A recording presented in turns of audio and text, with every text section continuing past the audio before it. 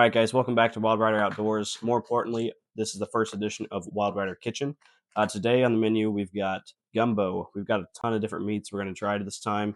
We've got chicken, shrimp, sausage, and I'll have cooked this on the side. My wife's not crazy about it, but we've got a little bit of crawfish. So, without further ado, let's get cooking. All right, the first thing you want to do, at least what I like to do, is go ahead and get everything cut up. That way you don't have to pause in the future. We've got everything in bowls, plates, ready to dump in. So without further ado, let's start cutting. Okay, and since we're using vegetables, you want to go ahead and remove any stickers that you might find and wash them.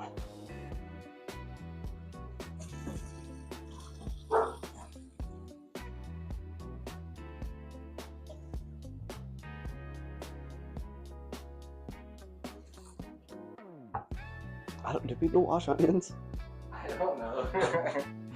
All right, so we're going to start with our vegetables. The reason we're going to do that is later we're going to cut with raw meat on our cutting board. You don't want to cross-contaminate, so this would be the easiest way to stay healthy and safe. I like to cut my peppers all the way down, avoiding the seeds. That way you can pull it apart and not have too much to trim.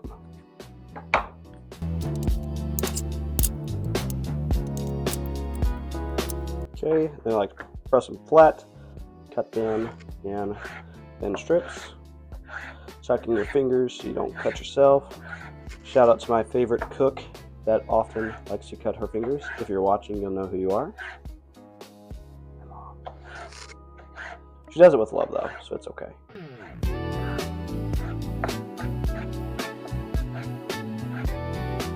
Okay, once I've done that, I like to get them on a line. Spin them. Go with a larger knife. Just start to mince these up. And if you have a German Shepherd, go ahead and pause. Dog tax.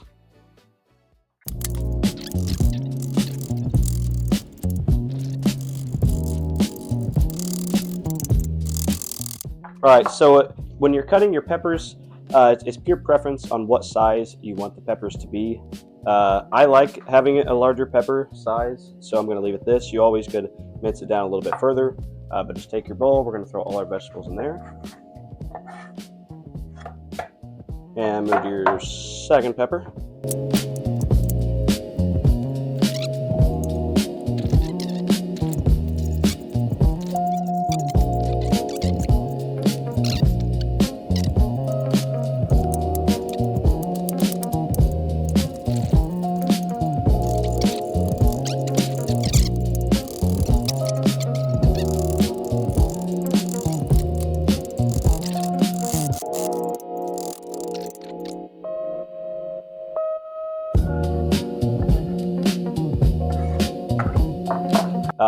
Next, we're going to cut up the onion, pre-washed. Go ahead and cut off your head. Set those aside. You're going to peel your onion. I like to even get rid of that first layer. I'm not really good at cutting onions, so if anybody in the comment section wants to show me a better way, I will absolutely use it next time. I like to go just make a couple layers as if you were making onion rings. I never cry when I make onions.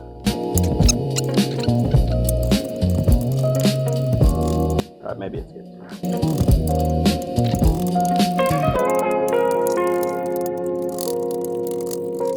And again, I like larger sized vegetables.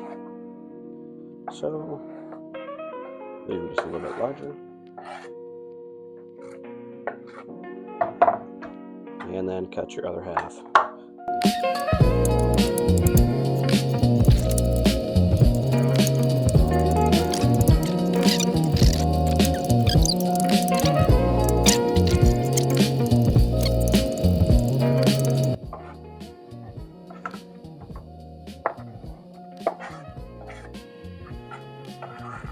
And our third and final vegetable, celery.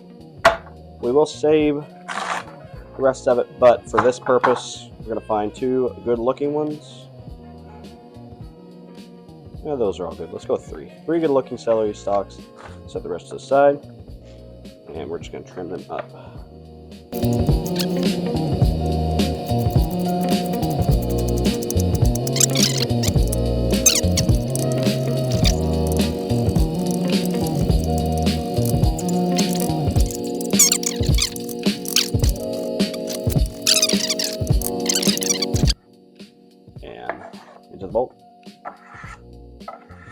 let's move on to our meats. All right, so first meat, we're going to cut up our beef sausage. You can use turkey if you like. Easy open. Set those aside.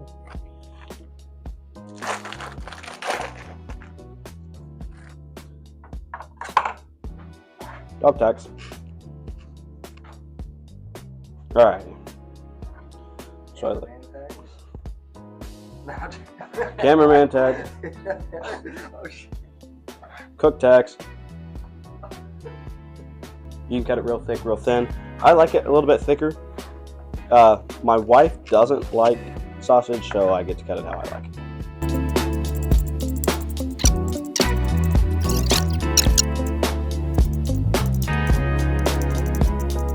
All right, and once you've cut those, I like to pre-cook my meats. We're just building layers of flavor here, so I'm able to season them a little bit, brown them up. So we'll go ahead and start a pan. Turn it down to medium low. Let it warm up. Then we'll brown our sausage. In the meantime, we'll cut up some chicken.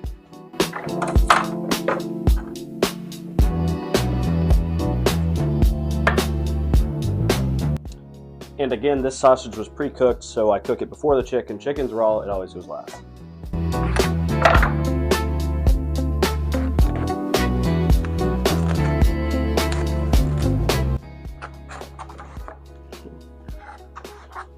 I start by trimming off all the fat that I can.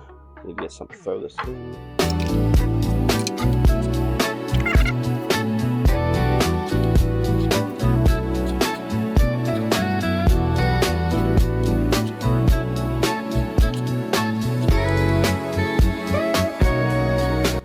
Okay. And we'll start dicing up our chicken. Take one. Let's go long strips.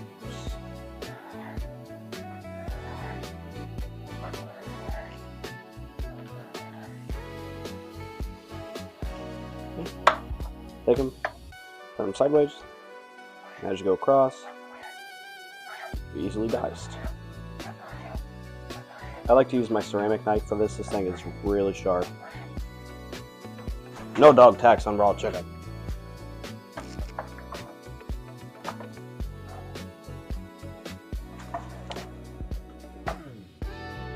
Okay, make long strips.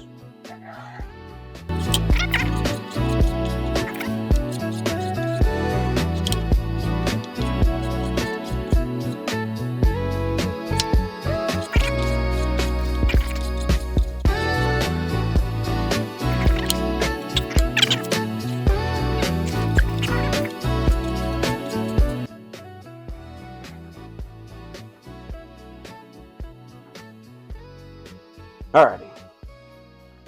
Now that you've got all those cut up, none of the other meats have to be touched as far as cutting. We will throw it in the pan and start browning it.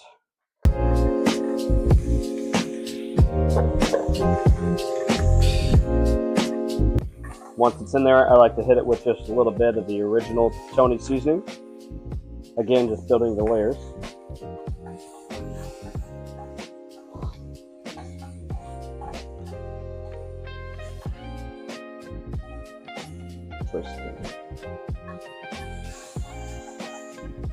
Let it sit to brown. We'll flip it some more.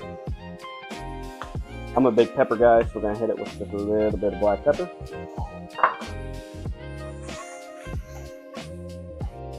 Salted.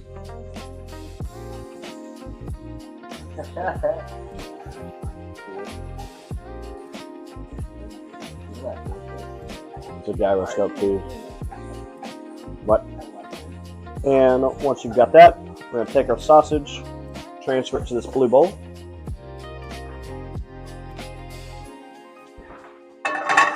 Same pan, we're going to hit it with our chicken.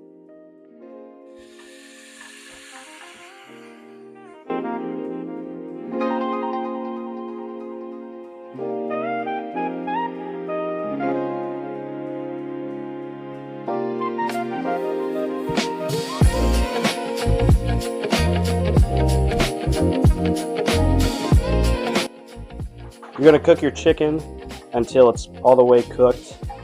Definitely no peeing. Although it is going to boil, you want to make sure you still get it good.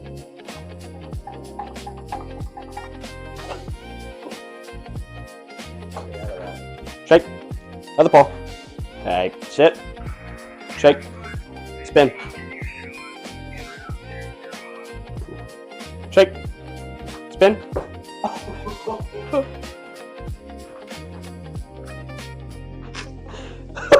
Shake. Shake. Spin. Spin. Sit. Down. Down. Down. Up. Catch. All right.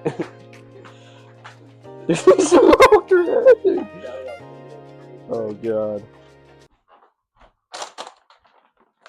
Okay. While that's cooking, we're gonna drain our shrimp.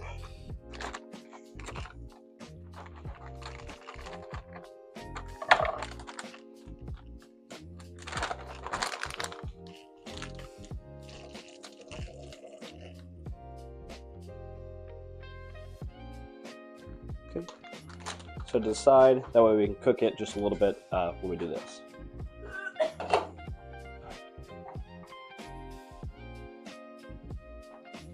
Chicken is getting really close. Okay, our chicken is pretty close. Again, it will boil later, so it's not too important, but we want to make sure it's done just enough so we can taste test it. Shoop. Ouch. We'll set that aside and let it cool down. Oh, that was the raw chicken. It goes to the dog. Okay, we're going to throw our shrimp in with the meat bowl.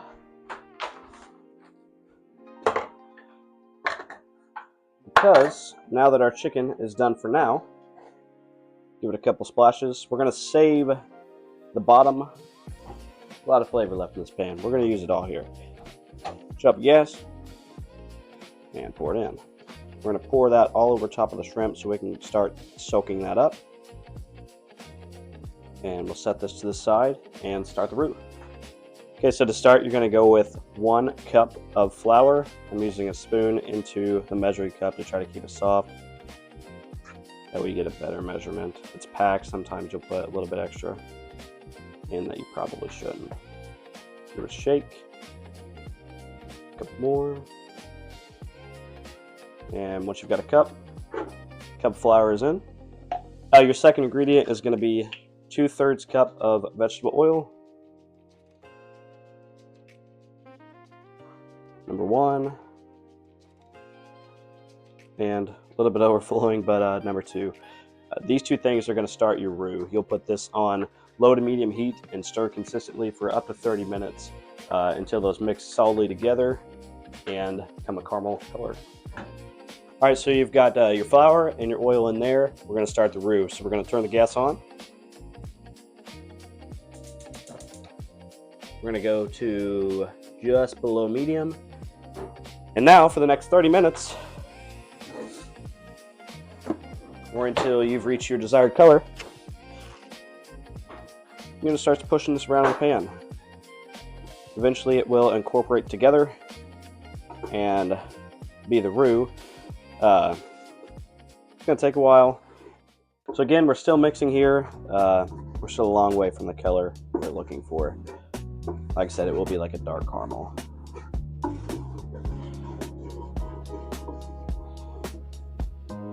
Okay, I'm satisfied with this here, so now we're going to come over here, grab your vegetables, put them in low so don't splash in your arm.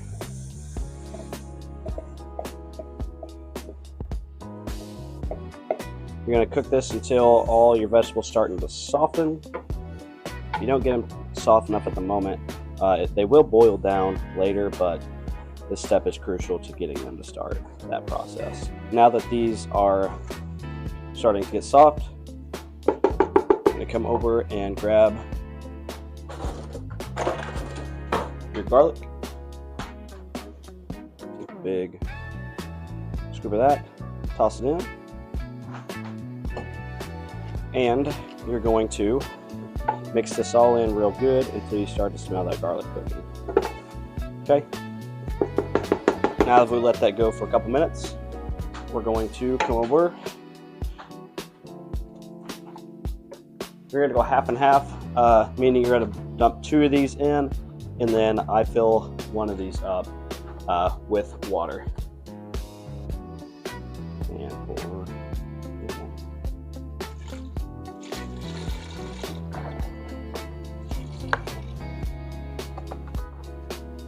Go in with the second one.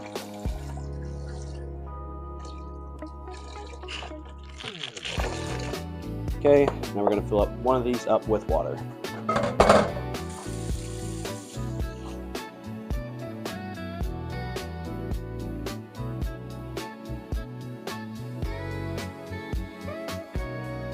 Okay, bring it over and pour it in. You can always add more water later. We've got quite a bit of meat that we're going to throw in here, so we may end up adding more later, but for now, it's going to have to work. Okay, now you're going to grab your trusty whisk, switch over to it, get all the flavor off that spoon. You're going to want every bit of it. Then we're going to go in and mix this all up really good. Splash it on yourself. Okay, and once you've done that, you're going to start to let that come to a boil. Turn your heat up. Let's ride. Now that that's come to just a light boil, we're going to start to layer our flavors. This is the hard part for me. My wife is very spice sensitive, so I have to make sure that it's flavorful, but it's not going to set her tongue on fire. So the most important thing is bay leaves. This can make or break your gumbo. Number 1. Kind of a second one, a little small. We'll find another one here. There we go. Bay leaves.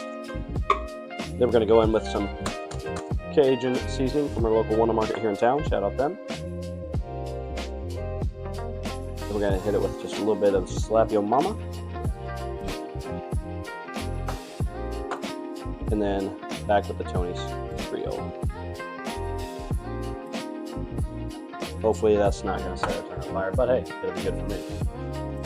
Mix those in.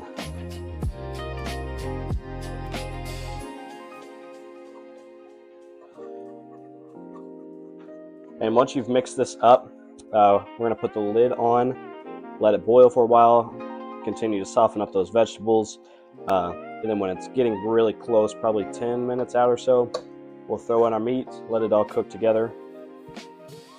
Then she's done. All right, so we've let it boil for a little bit. We're going to come in and check it. Give it a good stir. And that flavor is starting to be smelt. Okay, we're going to come over here, grab our handy dandy tasting spoon, little dip, little blow, finger check for good measures.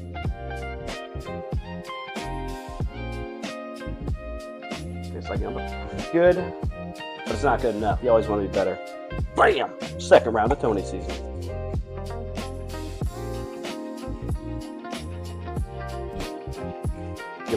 Okay, and we're going to further check the gumbo.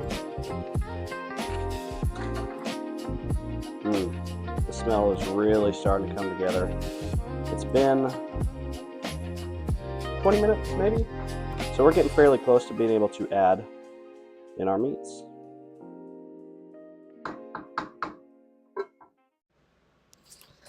Hey, hello. Editor slash cameraman thingy here. Unfortunately, our mic died during the rest of the cooking video. So essentially, what we did was we put the meat into the gumbo, waited for the meat to cook, and the gumbo was done. Again, very sorry for that. But we hope you enjoy the video. Alrighty, so after about 10 or 15 minutes or so, this rice is done. Gumbo is done. Let's move it to a table. Let's try it.